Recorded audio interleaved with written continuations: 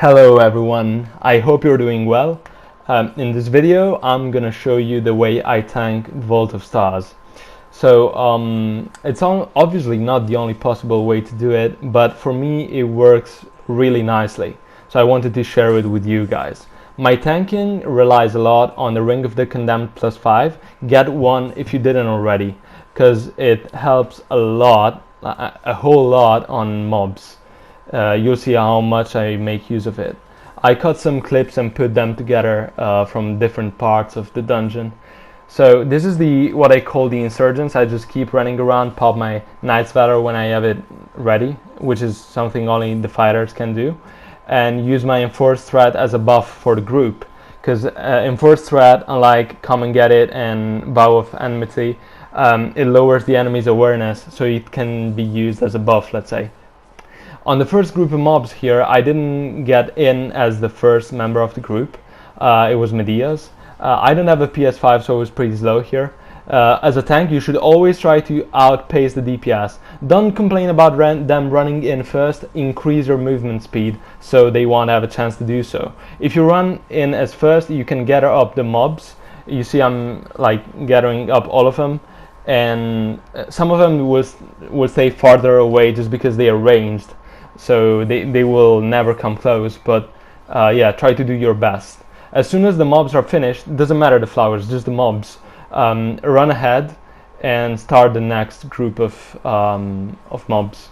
So I usually gather them up close to one of the flowers. If the first one doesn't spawn, then the second one on the right.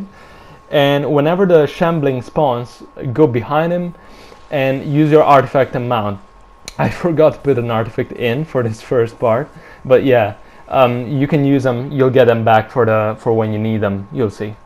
So first boss, instantly get aggro. Use all your aggro tools, so incanders, at-wills, whatever you have to increase your threat, and then move the AoE away. Get in between mobs. Use Enforced Threat or whatever you have to draw aggro, and then start running to proc your your condemned ring. Sorry, condemned. Intercept the green light and then block the tank buster right here. Okay, because it hurts. Then artifacts, Enforced Threat as a buff, and if you use artifacts here after the flower phase, we could call it, he is more likely to phase because the DPS have a lot of time to dish out all their damage. Use all your aggro tools to establish aggro when the Panther spawns. And then make sure to intercept the black lines as soon as possible so the group won't blow up. If you don't, everyone around the person who gets put down prone will explode. So yeah, no good. The Panther will do about 2 to 3 black lines during his whole duration. I guess it kind of depends, but it's usually 2 or 3. Then when she does the poison, make sure to kite the Panther away from the poison so the DPS can keep DPSing, even the melee one. When the boss comes back from the Panther, he will not do the tank buster. Don't use artifacts yet because you don't have a lot of time to DPS. The AoEs come pretty soon, so yeah. Then run in between mobs. Let your Ring of the Condemned do the work. Get aggro on the shambling as well, just in case they don't kill it before it reaches the flower. Boss comes back, tank buster, block it, and then you can use artifacts and everything. I use my Enforced Threat again to lower his awareness by 10%, and that's it. With a coordinated group, this is what should happen most of the times. This group is not like mad good, but it was very solid, and everyone was doing mechanics. I think we finished this run with only 3 deaths, and 2 were of the healers of the healer in the maze. You'll see. So this is how I do Lumi instead. On this part, you gotta make sure you're running before the enemies spawn. That way, you instantly draw aggro from them when they spawn, and the DPS will barely get any damage. They will only get damage from like flowers AoE or whatever. You can see some flowers are triggered because if the flowers are triggered, you're in combat, so the DPS can build action points back. That's why some DPS like to trigger flowers. I do that myself, so yeah. just make sure you're running, and I also keep my Knight's Valor on. Use my Enforced Threat as a buff for the group again. Here what I do, I also use my Phalanx because the group gets hit for quite a bit here. But I'm slightly off the light zone, so I get hit for like a bunch of damage. That was my bad. I was off the light zone.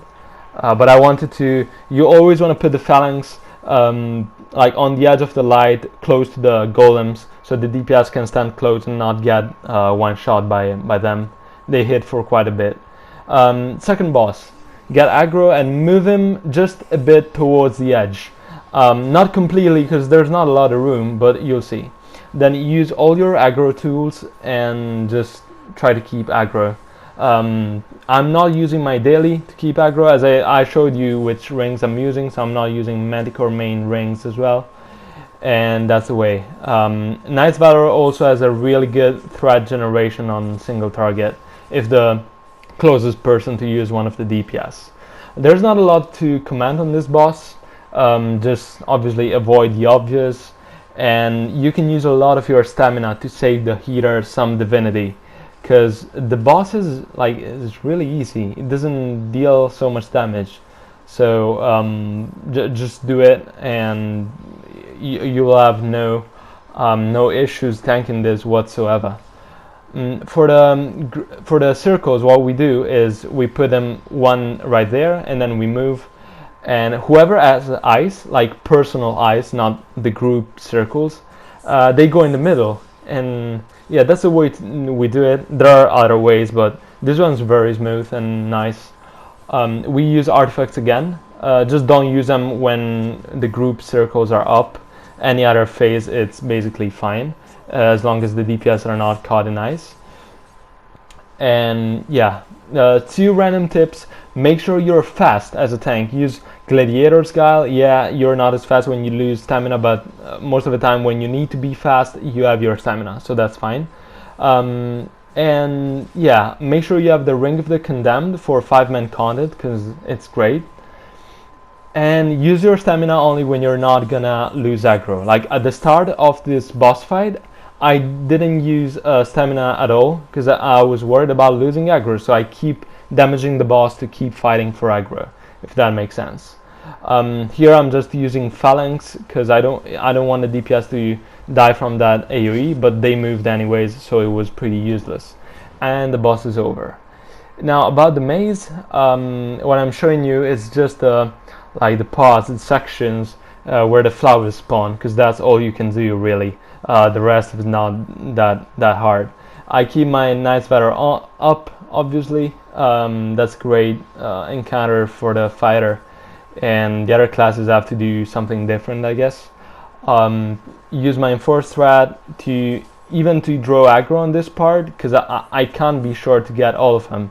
Like during the rooms of the maze, you can't be aware of all the enemies that you have aggro on. They just spawn in such random places around the edge of the room that you cannot get aggro from all of them straight away.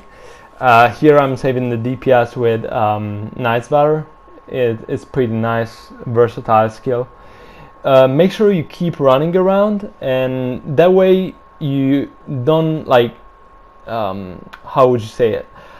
You don't only get aggro with the Ring of the Condemned, but you will also kind of gather up the mobs by running in circles close to the middle. So that's what's nice about it.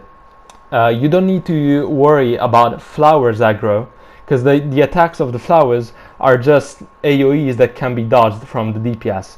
So yeah, just worry about the mobs. Which are the most painful mobs? Elven warriors and elven archers.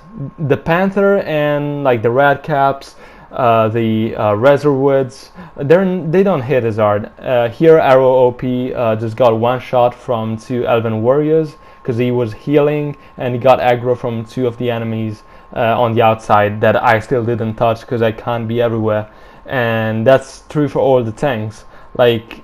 Your group has to deal with some damage.